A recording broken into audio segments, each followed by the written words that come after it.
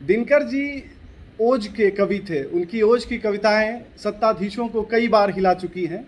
उसी ओज की धरती से जब उन्होंने श्रृंगार रस में डूबी अपनी एक कविता संग्रह लिखी जिसका नाम उर्वशी था, तो महादेवी वर्मा ने उनसे पूछा कि दिनकर, तुमने ये कैसे रच डाला? तुम तो ओज लिखते थे, तुम तो काफ़ी ज़्यादा वीर रस के कवि रहे हो। तो दिनकर जी ने कहा, जो आज भी सारे कवियों के लिए बिल्कुल सत्य है, जो कि स्वयं की रचनाएं लिखते हैं। दिनकर जी ने लिखा कि मैं घोर चिंतना में धंसकर पहुंचा भाषा के उस तट पर।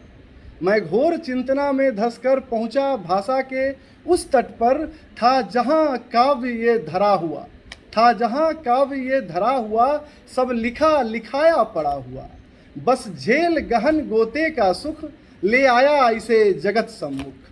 तो वस्तुतः काव्य यही है। जो अभी हमारे मन में घुमरते सवाल होते हैं वो सारी चीज़ें लिखी होती है, बस हमें चेतनाबद्ध होकर उस विचारधारा के लिए आगे बढ़ जाना है और कविताएं अपने आप निकल कर हमारे सम्मुख आ जाती हैं। तो इस पे मैं ये कहूँगा सर कि कैसे, मेरी एक छोटी सी कविता है कविता लेखन की प्रेरणा पर। वह है कि कैसे न लिखूँ मैं अब कविता, कैसे न लिखूँ मैं अब कविता, जब खुद में कविता पाता हूँ। कैसे न लिखूँ मैं अब कविता, जब खुद में कविता पाता हूँ। मुक्तक छंदों और हरफों से मैं दिल की बात सुनाता हूँ। मुक्तक छंदों और हरफों से मैं दिल की बात सुनाता हूँ।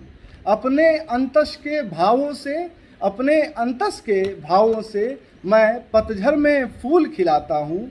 पतझर में फूल खिलाता हूँ। है पीर जगत से भी भारी, है पीर जगत से भी भारी, पर बिन नाव इसे तैराता हूँ, बिन नाव इसे तैराता हूँ। कैसे न लिखूँ मैं अब कविता, जब खुद में कविता पाता हूँ। महोदय, काव्य लेखन में सबसे बड़ी चीज़ यही है कि आप अपने भावों को किस तरीके से निकाल कर सामने रख देते हैं। और चूँकि हमारा देश एक साथ कई संस्कृतियों को अपने झूले में झुला रहा है और कई बार कुछ दीगर निगाहें ऐसी हो जाती हैं जो कहीं ना कहीं सांप्रदायिकता के रूप में अलग कर देती हैं उर्दू को और हिंदी को। मेरा शुरू से यह मानना रहा है कि उर्दू खालिस हिंदुस्तानी है और हिंदुस्तान